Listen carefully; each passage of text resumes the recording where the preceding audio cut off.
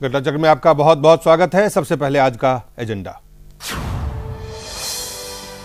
Paris में Charlie Hebdo पत्रिका के दफ्तर पर हमला, संपादक समेत 12 लोगों की मौत। फ्रांस के राष्ट्रपति ने कहा आतंकी वारदात।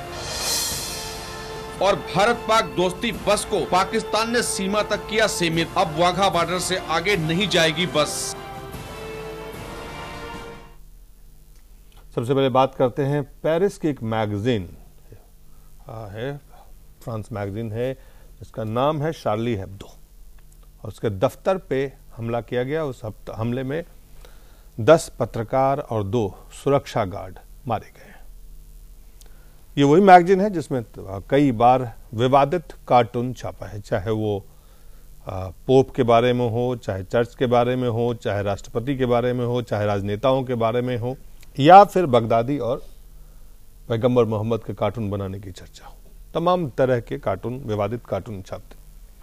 और जो कुछ हुआ है, आज बताया जा रहा है कि आतंकी हमला जो हुआ है बगदादी के कार्टून बनाने के बाद, उनका कार्टून छापने के बाद यह हमला हुआ है। और AK-47 से 2 हमलावर बताया जा रहा है कि नकाब पहने, काले रंग के नकाब पहने हुआ है। और जो आप तस्वीर देख रहे हैं हमारे टेलीविजन पे, ये उसी वहीं की तस्वीर है, वही तस्वीर आपको हम दिखा पा रहे हैं। और 2012 में पैगंबर मोहम्मद के विवादित कार्टून बनाने की वजह से यह मैगजीन चर्चा में आया था। हमारे साथ जो मेहमान हैं सुनीत चोपड़ा साहब हैं, CPM के नेता हैं, बहुत बहुत स्वागत है आपका। आलोक शर्मा जी हैं, कांग्रेस के नेता हैं, बहुत बहुत स्वागत है। आलोक कुमार वरिष्ठ पत्रकार हैं, और डॉक्टर SK दत्ता हैं, बहुत बहुत स्वागत है। सबसे पहले सुनीत चोपड़ा जी, आपसे ही शुरुआत करते हैं। जो मैगजीन के दफ्तर पे हमला हुआ और हमला में जो पत्रकार मारे गए, सुरक्षा गार्ड मारे गए, इस हमले को कैसे देखा जाए? क्या जो फ्रीडम ऑफ प्रेस है, अभिव्यक्ति की आज़ादी है, क्या उस पे हमला है, या इसको कैसे देखा जाए? मुख्य चीज ये है कि आतंकवाद से कोई चीज ज्यादा घिनौनी नहीं हो सकती, ये तो स्पष्ट है। लेकिन सवाल ये है कि जिन लोगों ने लगातार इतने साल अपने देश का आतंक अल्जीरिया में फैलाया, अपने देश का आतंक अभी सीरिया में जस्टिफाइंग इट, आप जस्टिफाई कर रहे हैं? जस्टिफाई नहीं कर रहे जी। जब स्टेट टेररिज्म इन देशों से, यूरोप के देशों से पूरे मिडिल ईस्ट में लगातार होता रहा है, तो एक दिन जो बीज आप इसको जस्टिफाई कर रहे हैं साहब? क्या Sunil Chopra ji, are you justifying it? जो बीज आप लगाएंगे जमीन पे, वो उग के आपके पास ही वापस आएगा। सो डू यू जस्टिफाई कि जो कुछ उन्होंने किया यहाँ, then what are you doing? ये क्या कर रहे हैं आप? It is even more unjustified to have state terror.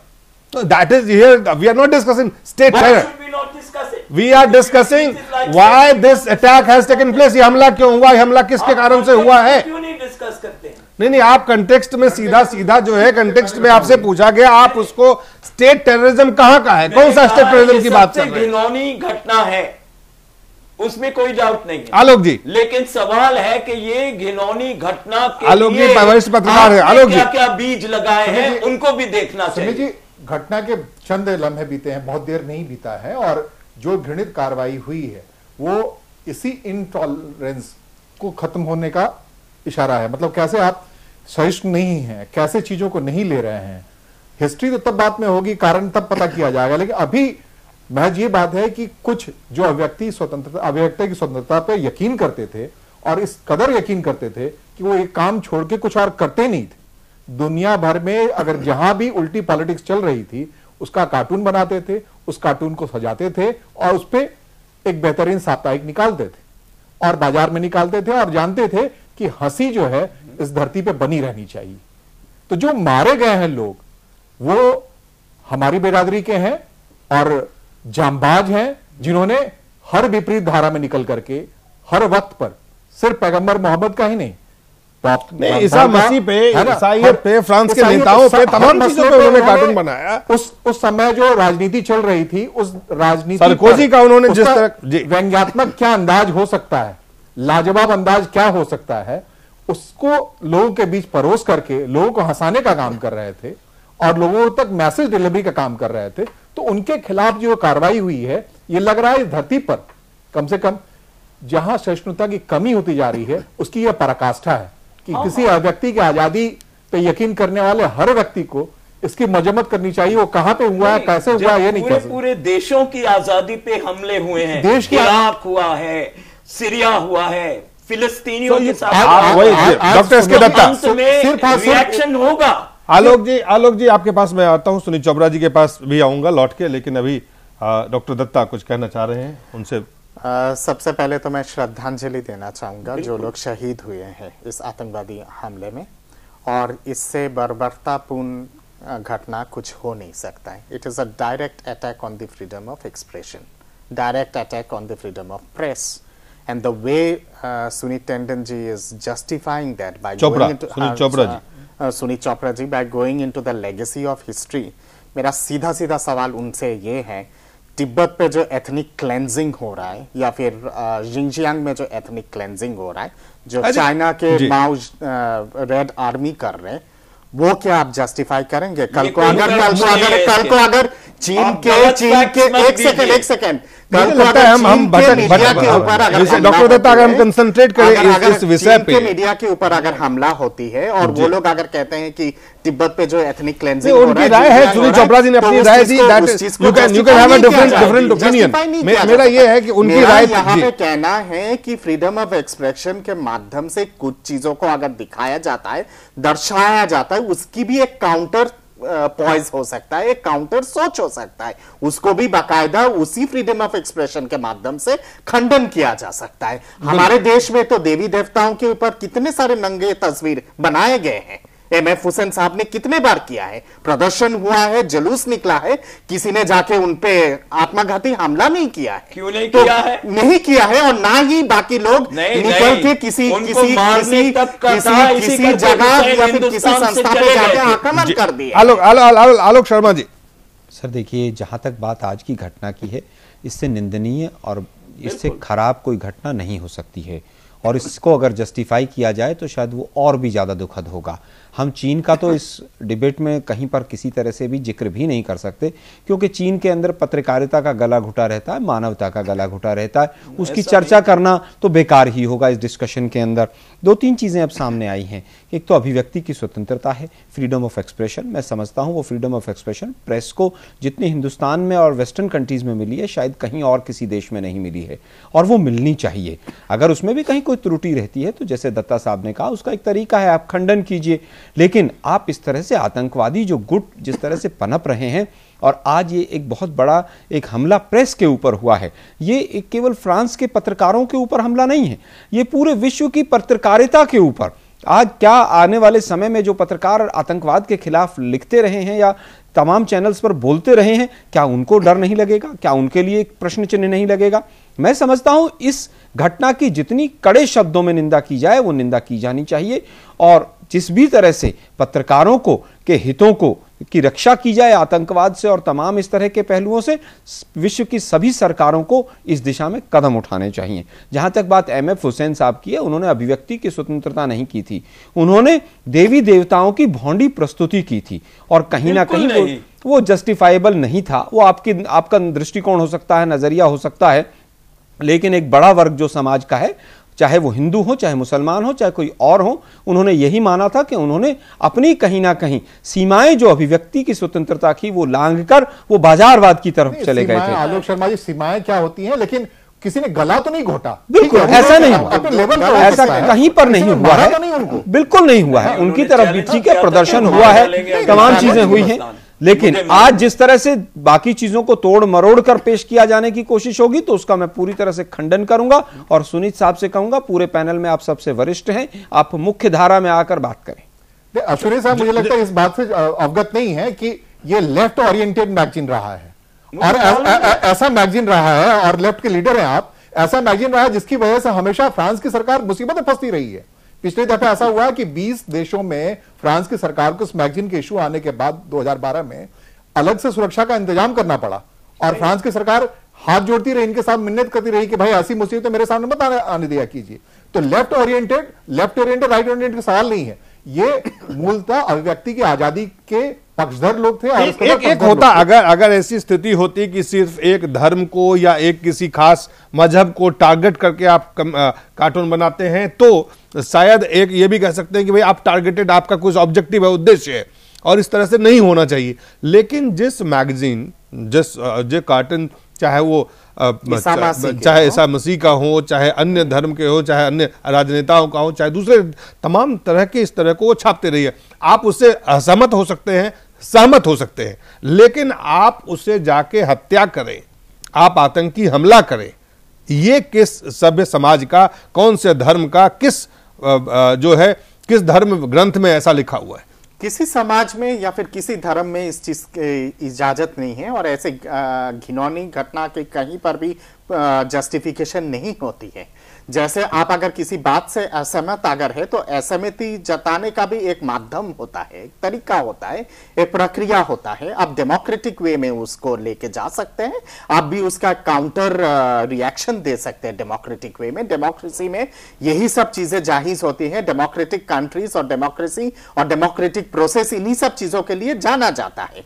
आतंकवाद में जो लोग विश्वास करते हैं, या फिर कुछ आइडियोलॉजी जो होते हैं, आतंकवाद को टैसिटली समर्थन देते हैं और टैसिटली सपोर्ट करते हैं, सेल्फ डिटर्मिनेशन के नाम पे, या फिर फ्रीडम ऑफ एक्सप्रेशन के नाम पे, या फिर आर्थिक लूट के नाम पे, वो भी कहीं ना कहीं पे एक बहुत बड़ा कारण होता है इन सब चीजों को और इन सब घिनौनी घटनाओं को जस्टिफाई करने की। भारत के प्रधानमंत्री नरेंद्र मोदी ने भी और कांग्रेस पार्टी के अध्यक्ष सोनिया गांधी ने इस हमले की निंदा की है, और साथ ही साथ कायराना हरकत, और साथ ही इस दुख के घड़ी में भारत जो है फ्रांस के नागरिकों के साथ है, फ्रांस के साथ है, ये बात भारत की तरफ से कहा गया है। साथ ही साथ जो 2-3 अहम बातें हैं जो आलोक जी इस हमले से जुड़े हुए हैं, क्योंकि भारत में भी सुरक्षा बढ़ा दी गई है, तो इसको कैसे देखा जाए? क्या ये एक पैटर्न है, ये एक सोच है, एक थॉट है जो पूरे दुनिया को हर तरह से संकेत देना चाहती है आलोक जी? ये बिल्कुल आप जो कह रहे हैं ना कि अभी यूरोपीय दुनिया की बात करें अगर आप, तो 2 दिन पहले जर्मनी में बहुत बड़ी रैली हुई थी, और वहां के लोग इस बात से बहुत परेशान चल रहे हैं कि सीरिया और बाकी जो क्लीनेस हो रहा है और लड़ाइयां चल रही हैं, तो इनके यहाँ एक आव्रजन कानून है जहां पे आसानी से लोग जाकर के वहां रुक जाते हैं, मानवीय आधार पर शेल्टर ले लेते हैं। तो यूरोपीय देश इस मामले में रीथिंक करना शुरू किया है उन्होंने, और जर्मनी में इसी खिलाफत हो रही थी कि भाई इतने बड़े लोग, इतने बड़ी तादाद में लोगों को ले रहे हो और वो हमारे कल्चर को इन्फ्लुएंस करने लग रहे हैं, हमारे यहाँ मारकाट की स्थिति पैदा होती जा रही है। फ्रांस भी उसमें से एक उदाहरण है। ब्रिटेन ने काफी हद तक खुद को बंद किया है, घेरा है। तो ये जो एक खास किस्म का, अब इसको रिलीजन कहें या इंटॉलरेंस का रूप कहें, असहिष्णुता का रूप कहें, जिसकी वजह से हर कोई अपनी परिधि में तय करने की कोशिश में लगा हुआ है, और ये खतरनाक स्थिति है। और इस कोशिश को जो कि खुलना चाहिए, ऐसी कोई कोशिश नहीं होनी चाहिए। इंसान एक सा है, ये मान के चलना लेकिन चाहिए। इसकी भी कुछ सीमाएं होनी चाहिए कि आप जब लिखते हैं, पढ़ते हैं, आप छापते हैं, तो उसकी भी कुछ सीमाएं होनी चाहिए, उसकी भी कुछ मर्यादाएं होनी चाहिए कि आपको किन चीजों को, किन भावनाओं को आहत नहीं करना है। नहीं, इसको मर्यादा कौन बनाएगा दिलीप जी, ये बताइए। ये मर्यादा अपने आप में, मैं एक बात कह रहा हूं, दूसरी बात कह रहा हूं। थोड़ी देर पहले बड़े अच्छा इसी पैनल में लोग बात है कि आप उसका प्रतिकार कीजिए ना उस रूप में।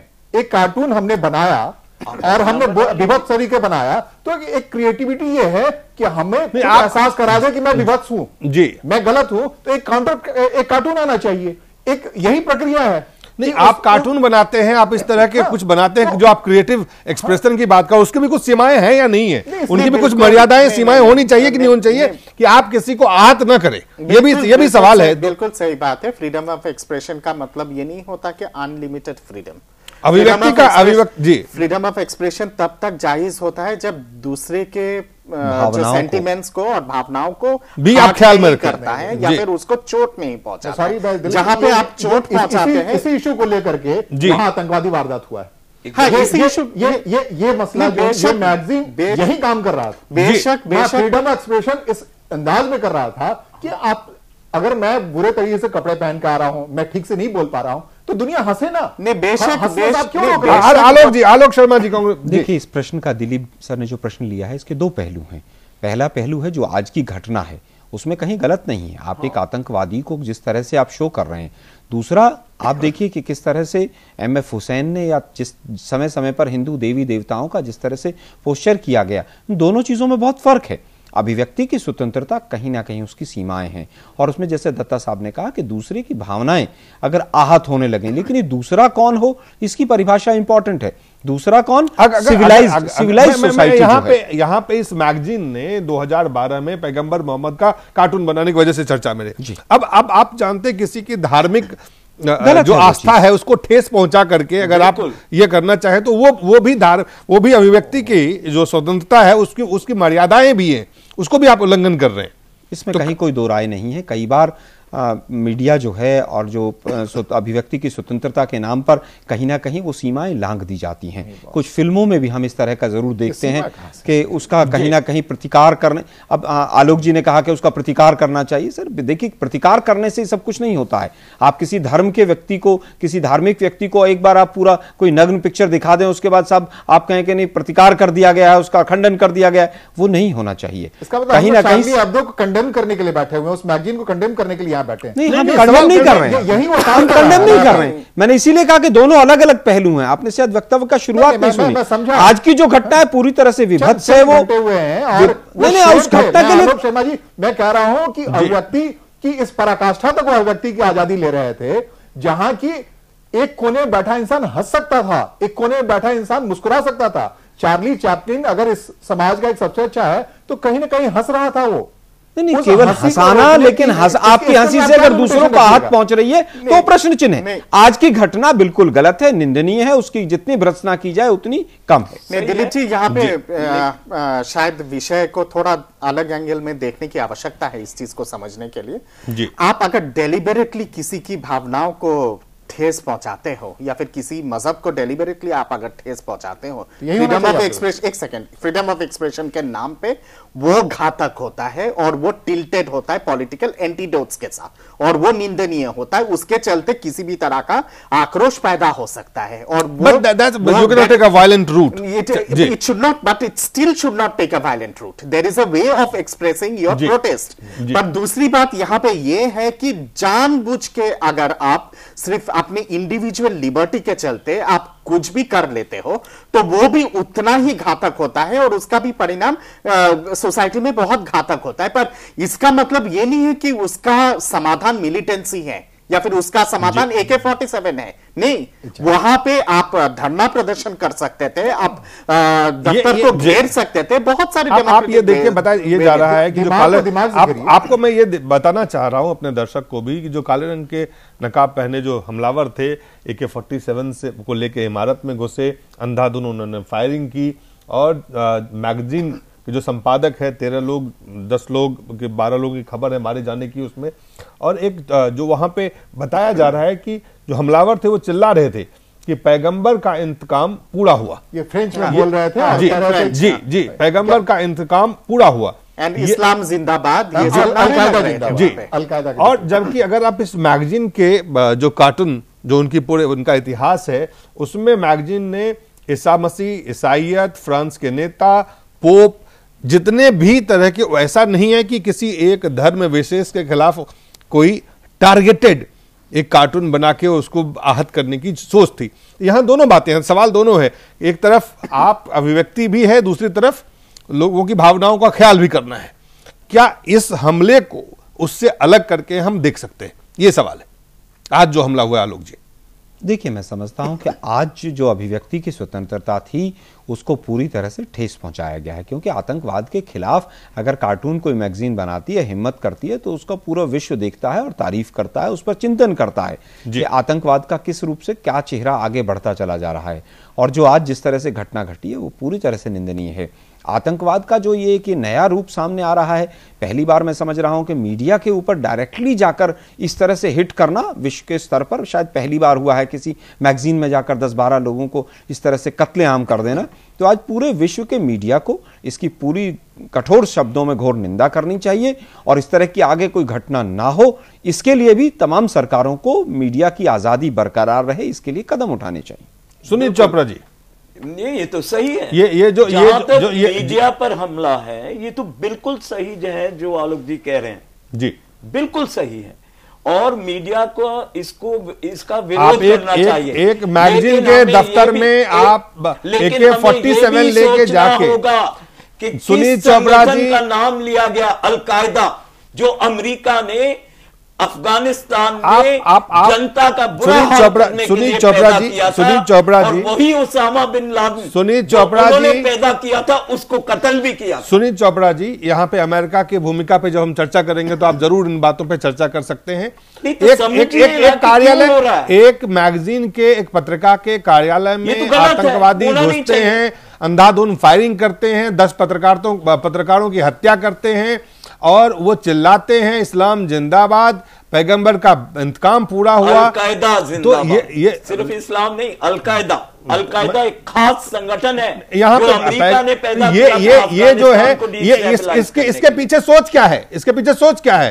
क्या दुनिया में आप मीडिया को, दुनिया में मीडिया को आप डरा के, धमका के, जी, जनतंत्र को खतरा है हर तरफ से, और ये जनतंत्र को जो खतरा है, इन्होंने अभी बताया भी है साथी जी ने कि जर्मनी में लोगों ने कहा कि इनको आने मत दो।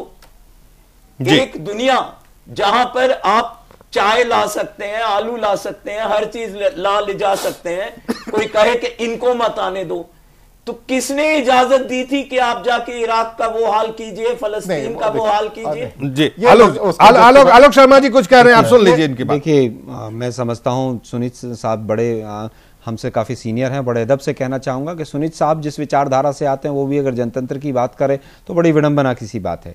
आज विषय आता है, नहीं, आज विषय आता है, नहीं, आप वो सलाह अपने यहाँ पर अपने दायरों में दीजिए, बेहतर रहेगा। दूसरी बात ये हम कह रहे हैं कि आज जिस तरह का माहौल बनता जा रहा है विश्वव्यापी, आज का जो हमारा विषय है उसको अगर हम गंभीरता से और गहराई से देखें तो वो बहुत खतरनाक एक विषय बनता चला जा रहा है। कहीं प्लेन गिर रहा है, कहीं प्लेन हाईजैक की बात हो रही है, कहीं हजारों लोगों को बंधक बना के रखा हुआ है महीनों से, कहीं हजारों छोटी छोटी बच्चियां मानव बन रही हैं, कहीं हजारों छोटी छोटी बच्चियां जो हैं वो प्रोस्टिट्यूशन के रास्ते पर धकेली जा रही हैं, कहीं बच्चों को स्कूल में मारा जा रहा है, स्कूल में बच्चों को मारा जा रहा है। तो ये कहीं ना कहीं एक पूरे विश्व को, पत्रकार जगत को खास तौर पर, क्योंकि पत्रकार जगत हमेशा विश्व को साहित्य के दृष्टिकोण से एक मार्ग प्रशस्त करते हैं, समाज का एक आईना दिखाता है पत्रकार। मैं समझता हूं तमाम पत्रकारों को आने वाले दिनों में आज की घटना को जितने आयाम हो सकें, इसके जितने पहलू हो सकें, इसमें जितनी गहराई हो सके, जितना चिंतन डाल सकें, तमाम पत्रकारों को विश्व को समझाना होगा, विश्व को एक चिंतन की तरफ अग्रसर करना होगा कि किस तरह से चिंतन के द्वारा और किन कदमों से हम इस तरह की आने वाले जो पीढ़ी है, जो आने वाले दिन हैं हमारे, इस तरह की कोई घटना ना घटे। ये आज बहुत बड़ा एक प्रश्न चिन्ह पूरे विश्व के सामने। और भी जब मैं आता हूं लौट के, लेकिन जो सवाल एक और अभी अहम है कि जो लोग धर्म के नाम पे, इस्लाम के नाम पे ये नारे लगाते हुए, क्या वो इस्लाम के, वाकई इस्लाम को की जो छवि है वो बेहतर कर रहे हैं? ये भी एक सवाल है। एक छोटे से ब्रेक के बाद जल्द लौटते हैं।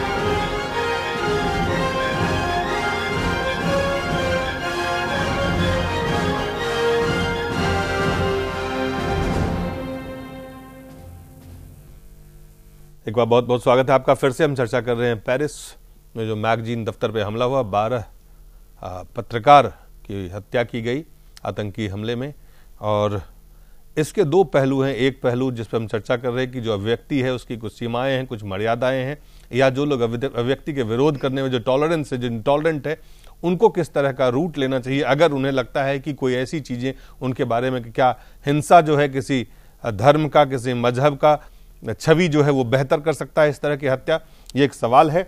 और जो लोग, सबसे पहले आनंद साहू जी आए हैं, बीजेपी के हैं, सबसे पहले आपके प्रतिक्रिया के बाद इस चर्चा को हम आगे बढ़ाएंगे। आनंद साहू जी। देखिए दिलीप जी, मुझे बहुत ही दुख हो रहा है और दर्द भी हो रहा है कि जिन लोगों ने इस प्रकार के अंजाम को जो है मुकाम पर लाया है और उन लोग एक धर्म का नाम ले रहे हैं, आवाज दे रहे हैं, ये एक मतलब कायरतापूर्ण जो है कार्य है। और मुझे लगता है ऐसे लोगों के खिलाफ दुनिया को एकजुट होकर के इन लोगों को, जैसे एक किसी समय एक नेता कहते थे कि चूहा जिस तरह से छुपा रहता है बिल में, और उसको एक तरफ से पानी डालो उसके उसमें जो है बिल में, और एक तरफ से धुआं डालो, और उसको ढूंढ ढूंढ के चुन चुन के उनको लटकाना चाहिए।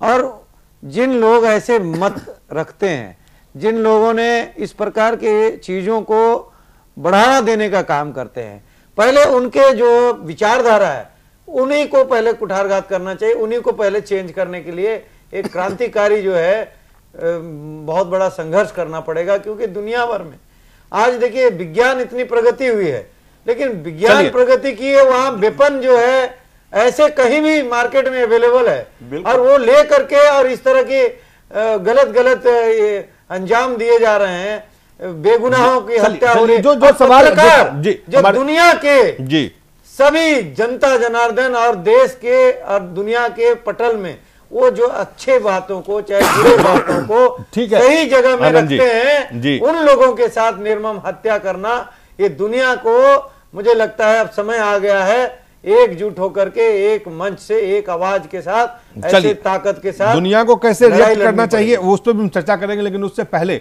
चोपड़ा साहब जी आपसे ये सिर्फ ये जानना चाहते हैं कि जो लोग ये नारे, जो पैगंबर का इंतकाम पूरा हुआ या इस्लाम जिंदाबाद या इस तरह, क्या वो धर्म की छवि को बेहतर कर रहे हैं इस तरह के आतंकी हमले से? ना इस्लाम, ना हिंदूवाद, ना ईसाई धर्म, ना कोई धर्म कहता है कि बेगुनाह लोगों को मारो। ना वो कहते हैं कि कोई आदमी जो अपनी आवाज उठा रहा है उसको मारो। ये जो लोग कर रहे हैं, ये वो लोग हैं जिन्होंने एक राजनीति को लेके लड़ाई शुरू की थी, और ये राजनीति थी अमेरिका की, जो सबसे पहले जिसने अफगानिस्तान का सत्यानाश किया, फिर इराक का किया, और कई देशों का। जो लोग ये नारे लगा रहे हैं वो किस धर्म को, वो किस धर्म के लिए काम कर रहे हैं? क्या वो धर्म की छवि को बेहतर कर रहे हैं? सवाल ये है। अमेरिका वो देश है जिसने हिरोशिमा नागासाकी में लाखों को मारा, जिनको मारने की जरूरत नहीं थी एटम बम से।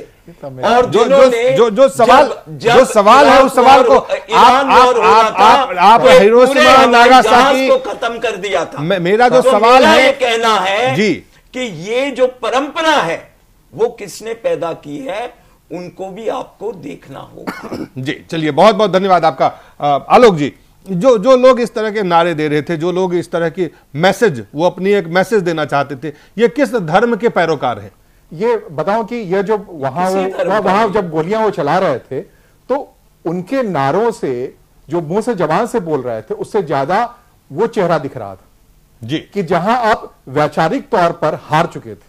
हाँ। आप उस अतिवाद, वैचारिक अतिवाद से हार करके आप पार्श्विक कृत्य में चले गए थे, पार्श्विक हिंसा में चले गए थे। तो आपकी हिंसा बोल रही थी, आपके जबान से क्या निकल रहा था वो बिल्कुल कोई मैटर का नहीं रहा।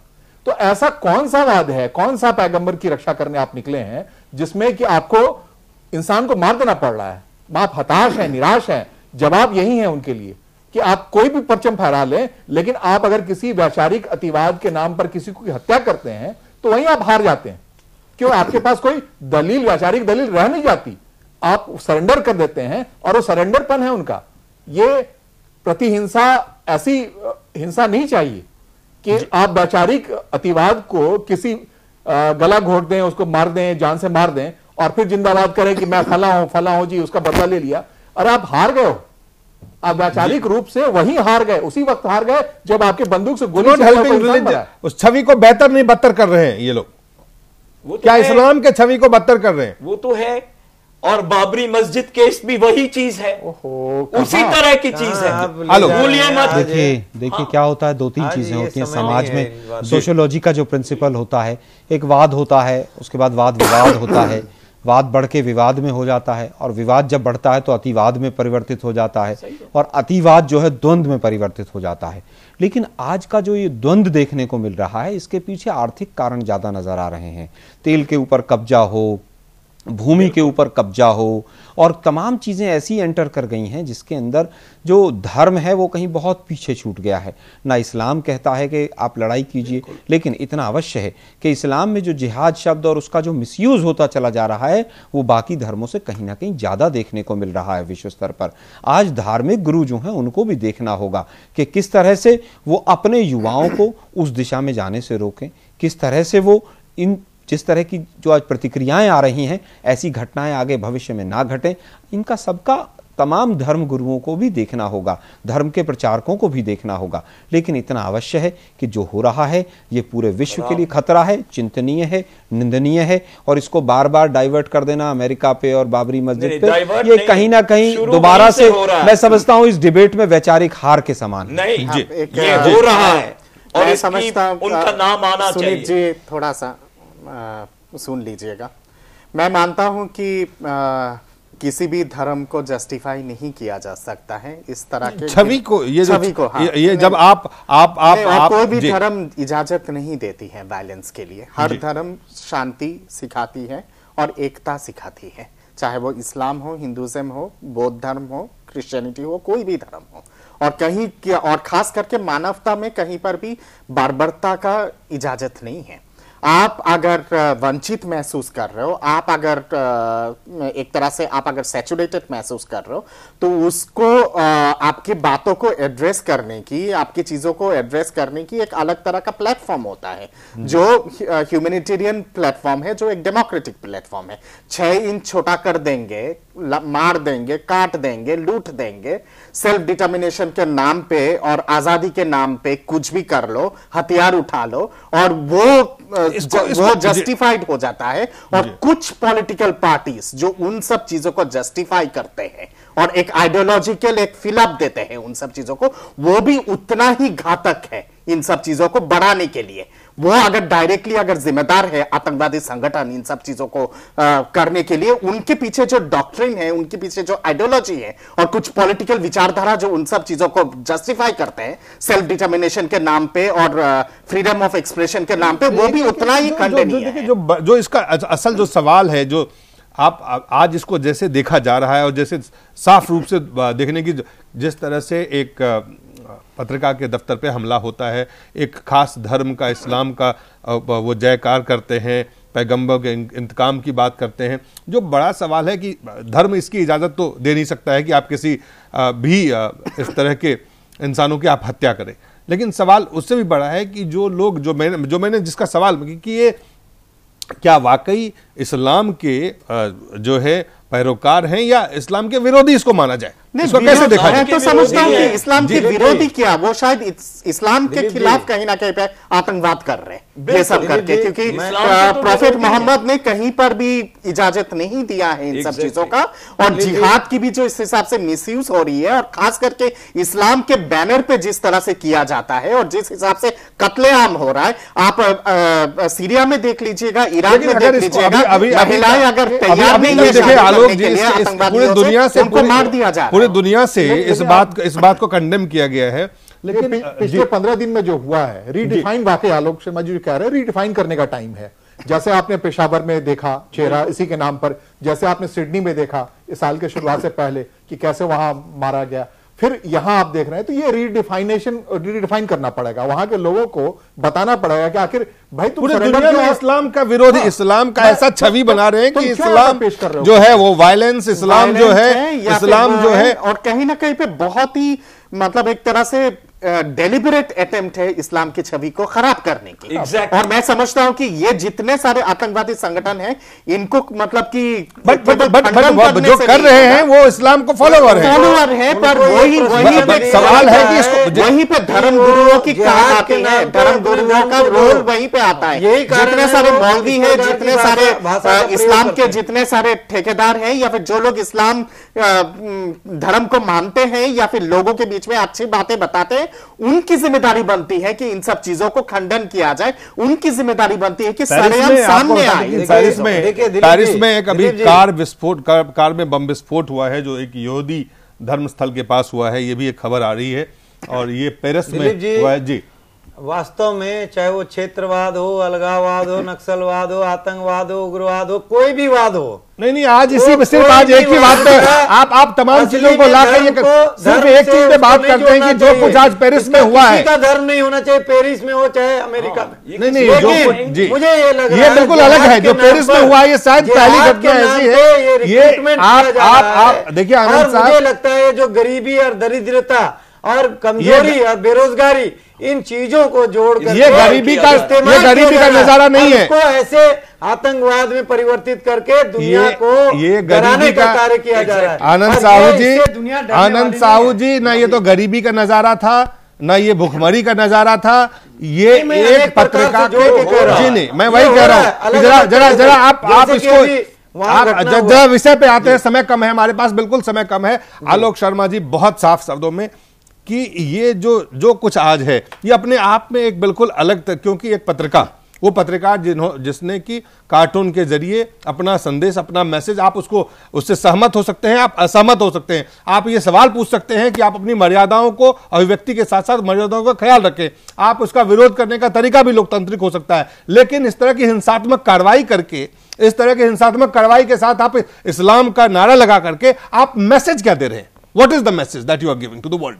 देखिए, कहीं ना कहीं जो अतिवाद है उसका एक मैसेज दिया जा रहा है कि अगर आप हमारे अनुसार नहीं चलेंगे या हमारे खिलाफ एक कदम भी चलेंगे तो हम इस तरह की घटनाओं को अंजाम देंगे। ये एक मैसेज है आज पूरी तरह से। और जहाँ तक बात धर्म की है, इस्लाम को ऐसे ही लोगों से सबसे ज़्यादा खतरा नज़र आ रहा है कि वो लोग इस्लाम के चेहरे को पूरी तरह से बर्बर बनाते चले जा रहे हैं और बच्चों में और आने वाली जनरेशन्स में, समाज में एक गैप बनता चला जाएगा। और हिंदुस्तान इससे अछूता नहीं रहेगा। हमारे यहाँ धर्मनिरपेक्षता है, तमाम धर्मों के लोग यहाँ रहते हैं। अगर इस तरह की घटनाएं होंगी तो ये कहीं ना कहीं पूरे विश्व के लिए चिंतनीय है। और इस बर्बरतापूर्ण जो आज कार्य हुआ है, इसकी जितनी घोर भर्त्सना की जाए, मैं समझता हूं उतना कम हो। और कैसे मीडिया को, कैसे आज जिस तरह से ये हमला है, ये किसी ट्विन टावर पे नहीं है, ये टारगेटेड है, मीडिया पे हमला है। बिल्कुल मीडिया के ऊपर टारगेटेड है। और मैं समझता हूं कि पूरी दुनिया के मीडिया को लिविंग एसाइड पॉलिटिकल आइडियोलॉजी लामबंद होना चाहिए। बिल्कुल, और सरकारों पे प्रेशर डालना तलवार से बड़ा है, इसका एहसास दुनिया को फिर से करार देना चाहिए और सरकारों पे भी प्रेशर डालना चाहिए। और आप इस्लाम जिंदाबाद करके, आप इस्लाम जिंदाबाद करके इसको आप जो है बुनियादी तौर से आप इसको ये चाह के कि इससे हम ढकने का जो प्रयास कर रहे हैं वो नहीं हो सकता है, वो नहीं हो सकता, भी नहीं चाहिए। जी चलिए एक छोटा सा ब्रेक लेते हैं, ब्रेक के बाद जल्द वापस लौटते हैं।